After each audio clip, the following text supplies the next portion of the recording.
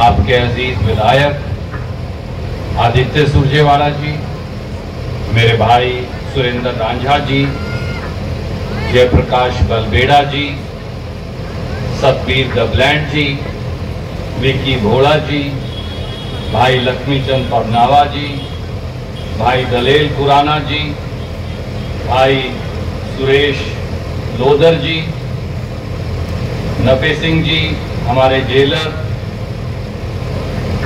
होशियार रंगा जी, कृष्ण ठेकेदार जी, भाई अनिल सिरोही जी, मांगेराम सिरोही जी, हमारे एमसी साथी विकास सोदा जी, एमसी साथी बलजीत जी, छोटे भाई पूर्व एमसी संजय भोरिया जी, रघुवीर रंगा जी, शमशेर घोड़ा जी, दयानंद रंगा जी, चांदीराम रंगा जी, रामचंद्र रंगा जी, राजपाल जी, रविंद्र मेहरा जी, राहुल सिरोही जी, जयंत सिरोही जी, कालाराम पाडला जी, राजपाल सांगन जी, विक्रम रंगा जी क्यों, ताराचंद नौत जी, छोटे भाई अजमेर सरपंच जी गढ़ी, छोटे भाई प्रेम सरपंच जी पाडला, भाई अरुण राणा जी, भाई दिलबाग सिंह जी जेई, धर्मपाल नंबरदार जी, भाई राम निवास छोट जी, रामेश्वर मानस जी, मनोज मानस जी, भाई रामचंद्र गुजर जी, महेंद्र बिडलान जी और ताराचंद घोड़ा जी, मेरे सामने बैठे सभी मेरे आदरणीय साथी, भूल चूक माफ। सारी बात आपने आज सुनी। मेरे पत्रकार छायाकार बंधु भी बहुत देर से बैठे हैं, मैं इनका भी विशेष तौर से गर्मी के इस मौसम में धन्यवाद करता हूं कि आज बाबा साहब की जयंती पर ये सब भी आज यहाँ आपके साथ इस हर्ष उत्सव में, परंतु वास्तविकता के प्रकाश को परखने के लिए इकट्ठे हुए। मेरे बुजुर्गों, साथियों, दोस्तों, आज कल और पूरा महीना अब बाबा साहब की जयंती पूरे हिंदुस्तान में और शायद पूरी दुनिया में मनाई जाएगी। 14 अप्रैल को एक दिन नहीं जब हम बाबा साहब की जयंती मनाते, लगभग एक महीने से ज्यादा हर दिन हम बाबा साहब की जयंती का दिन मानते। भाई सतबीर कह रहे थे कि इन्होंने भी एक फंक्शन आज करना था, मैंने कहा अपन अगले हफ्ते कर लेंगे, क्योंकि बाबा साहब की जयंती का तो पूरा महीना होता और हर दिन जयंती। जहां हम सब खुश हैं, जहां हम इस हर्ष उत्सव को मना रहे हैं, वहां बाबा साहब की जयंती और बाबा साहब को नमन कर, बाबा साहब का जयकारा लगा, बाबा साहब की मूर्ति के आगे शीश झुका, क्या केवल बाबा साहब की जयंती की औपचारिकता पूरी हो जाएगी? क्या इससे ज्यादा? मैं नौजवान साथियों से भी पूछता हूं, बुजुर्गों से भी, हम उम्र साथियों से भी, क्या बाबा साहब की जयंती केवल और केवल शीश झुकाकर संपूर्ण हो जाएगी?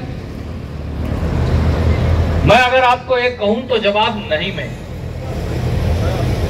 बाबा साहब की जयंती का मतलब है बाबा साहब के शब्दों, उनकी शिक्षा, उनके विचारों, उनकी सोच पर पहरा देने की बात। ये उनकी जयंती का मान है।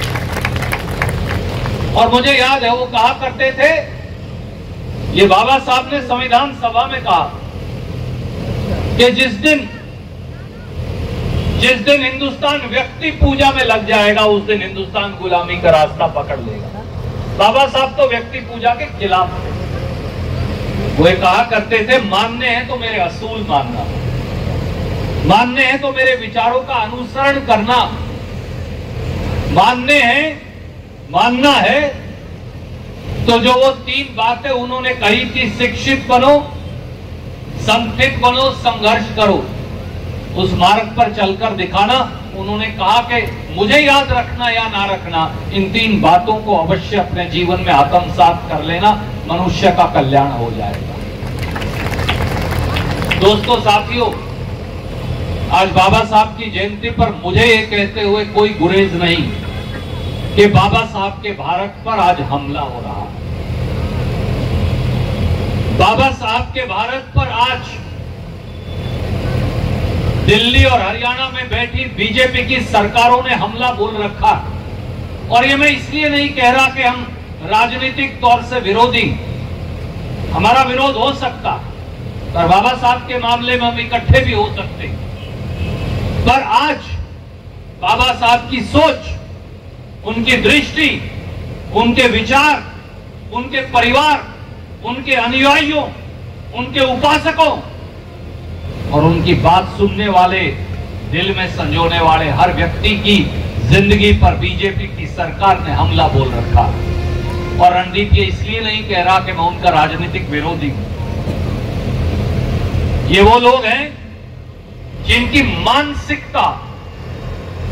मानसिकता अंबेडकर विरोधी है। मैं एक तारीख आपको याद दिलाऊं, मुझे नहीं पता नौजवान पीढ़ी में किसी को वो याद भी है या नहीं।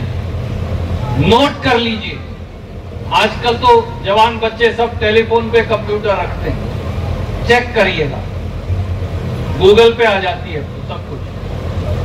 नोट करिए एक तारीख, कहीं लिख लीजिए अपने मन में। तारीख है 12 दिसंबर 1949। हमारा संविधान बाबा साहब लेकर आए 26 जनवरी 1950। एक बात है, 12 दिसंबर 1949 यानी संविधान बनाने से भी 2 महीने पहले आरएसएस के लोगों ने, बीजेपी के जो पितृ संगठन हैं, उन दिनों जनसंघ और आरएसएस होता था, उन्होंने रामलीला ग्राउंड में बाबा साहब अंबेडकर का पुतला फूंका था। पत्रकार साथी भी नोट कर, ये लोग जन्मजात अंबेडकर विरोधी हैं। जन्मजात ये अंबेडकर विरोधी रहे। 12 दिसंबर 1949 को पहला पुतला आजाद हिंदुस्तान में जब फूंका गया तो आरएसएस के लोगों ने, जनसंघ के लोगों ने बाबा साहब अंबेडकर का रामलीला ग्राउंड दिल्ली के अंदर फूंका। इसलिए नहीं कि बाबा साहब ने उनकी जमीन ले ली थी, नहीं, इसलिए कि सदियों की दास्ता और रूढ़िवादिता को हिंदुस्तान के संविधान ने वो सारी 5000 साल की बेड़ियों को छुआछूत की तोड़कर फेंक दिया था, इसलिए तोड़ा था। इसलिए फूंका था मेरी बहन कि बाबा साहब अंबेडकर गरीब की नहीं, दलित की नहीं, महिला की भी बराबरी की बात किया करते थे, इसलिए उनका पुतला फूंका करते थे। जो लोग 12 दिसंबर 1949 को बाबा साहब अंबेडकर का पुतला फूंक रहे हो, वो आज बदल गए होंगे क्या? वो आज बदले नहीं। और इसीलिए इनके 2 लोगों ने जो पिछले 8 से 9 साल में कहा, मैं उनकी 2 लाइन पढ़कर बताऊंगा। मोहन भागवत जी का नाम तो सुना है ना आपने? सब सुना है ना? प्रधानमंत्री भी जहां जाके लंबे लेट जाते हैं, आरएसएस के वो प्रमुख मोहन भागवत जी, वो ये कहते हैं आरक्षण पर, इससे पिछले बिहार के चुनाव में कहा था, याद हो, मैंने उठाया था, उसके बाद उनको वो बयान वापस लेके कहा मुझसे गलती हो गई, जब मैंने वो उठा लिया था तो बिहार में उन्होंने कहा था आरक्षण पर फिर से विचार करने की जरूरत है। यह मोहन भागवत जी ने कहा था। और आरएसएस के, बीजेपी के प्रचार प्रमुख कौन है? वो है मनमोहन वैद्य। उन्होंने क्या कहा था वो और सुन लीजिए। मनमोहन वैद्य जी ने कहा सभी को साथ लाने के लिए आरक्षण को खत्म करना होगा। आरक्षण से अलगाववाद को बढ़ावा मिलता है। ये वो लोग हैं जो 1949 में भी अंबेडकर विरोधी थे, नेहरू विरोधी थे। ये 1910 और 20 में भी और आज भी ये गरीब विरोधी है। अंबेडकर जी का विरोध व्यक्ति का विरोध नहीं था, ये उस सोच का विरोध था जो गरीब और अमीर की खाई को मिटाने वाली सोच है। साथियों, जब जब बीजेपी आती वो संविधान क्यों तोड़ती, क्यों कोशिश करती है कि संविधान टूट जाए? कई लोग तो कहते हैं जी मैं तो इसलिए विरोध करता हूं क्योंकि बाबा साहब ने संविधान बनाया था, बीजेपी इसे तोड़ रही है। नहीं, वो इसलिए नहीं तोड़ रहे कि बाबा साहब ने बनाया था। माफ करना, आपको अजीब बात लगेगी आज मेरी, वो इसलिए नहीं तोड़ रहे संविधान, वो इसलिए तोड़ रहे हैं कि संविधान दलित को, आदिवासी को और पिछड़े को बराबरी का अधिकार देता है, इसलिए तोड़ रहे हैं। और याद करिए, 2000 में पहली बार बीजेपी की सरकार बनी। सबसे पहले अटल बिहारी वाजपेयी जी ने क्या किया? संविधान समीक्षा आयोग बनाया। मैं उन दिनों भारतीय युवा कांग्रेस का प्रधान था, याद है ईश्वर जी? हमने सबसे पहले वाजपेयी जी का कारकेड रोक दिया, प्रधानमंत्री थे, वो मारते रहे, हमें मारते रहे, बच्चों के सर फूटते रहे, हमने वो सड़क खाली नहीं की। 5000 बच्चा लेट गया, कितनों को मारोगे? मेरे ख्याल से 200-300 बच्चों की हड्डियां तोड़ दी।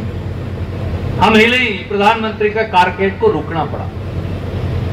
फिर सोनिया गांधी जी ने, उन दिनों माधवराव जी भी होते थे जिंदा, हमने वो मामला संसद में उठाया, फिर संसद का घेराव किया। फिर उस समय मुझे चोट भी लग गई थी, तो चोट लगे में फिर संसद का घेराव किया युवा कांग्रेस ने। सोनिया जी भी आई उस कार्यक्रम में, और आखिर में वो संविधान समीक्षा आयोग रुक गया, तो हो नहीं पाया है। अब 2024 में क्या किया वो तो आपको सबको याद है। चलो 2000 पुरानी बात होगी, 24-25 साल वाली। इस बार ये कहा करते थे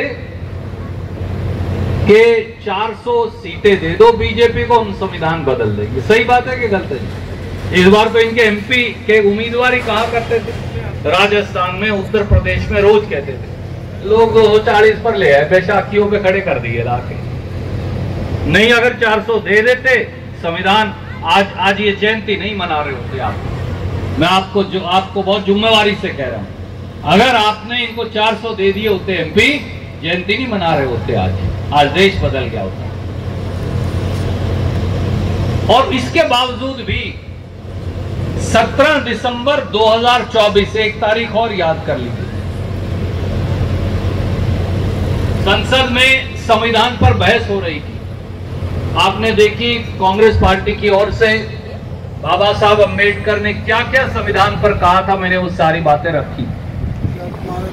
उसके बाद गृह मंत्री जवाब खड़गे साहब ने रखी, जो खुद एक दलित समाज से हैं, भारतीय राष्ट्रीय कांग्रेस के अध्यक्ष हैं हमारे बुजुर्ग। उसके बाद अमित शाह की बारी आई, और 17 दिसंबर 2024 को देश की संसद में, जो बाबा साहब के संविधान से ही बनी है, पहली बार किसी सरकार के मंत्री ने बाबा साहब अंबेडकर का अपमान भी किया, अमित शाह ने, और उनके अनुयायियों का भी किया। खड़गे साहब को ये कहते हैं क्योंकि वो एक विशेष दलित समुदाय से हैं। ये पीछे आपके बैठा है नौजवान, मेरी तरफ इशारा करके, और आप अंबेडकर अंबेडकर अंबेडकर पुकारते हो। अमित शाह के शब्द हैं, अंबेडकर की बजाय कोई और नाम ले लिया होता तो तुम्हारी जिंदगी तर जाती। बाबा साहब अंबेडकर का भी अपमान किया, उनके अनुयायियों का अपमान भी किया। इनका दिमाग नहीं सुधरा अभी, उनका दिमाग अभी भी वही। 400 सीट नहीं आई वो अलग बात है, इसलिए संविधान नहीं बदल सकते, पर दिमाग नहीं बदला। इसीलिए ये साल 1509 का गुरु रविदास का मंदिर भी तुगलकाबाद दिल्ली में तोड़ा था। इसलिए नहीं तोड़ा कि वहां कोई जगह की जरूरत थी, केवल हमको नीचा दिखाने के लिए, ये बताने के लिए कि तुम अभी भी हमारे बराबर नहीं हो। बीजेपी ने बुलडोजर लगाया, मेरी बात गलत हो? सबसे पहला आदमी रणदीप सिंह सुरजेवाला खड़ा हुआ था वहां।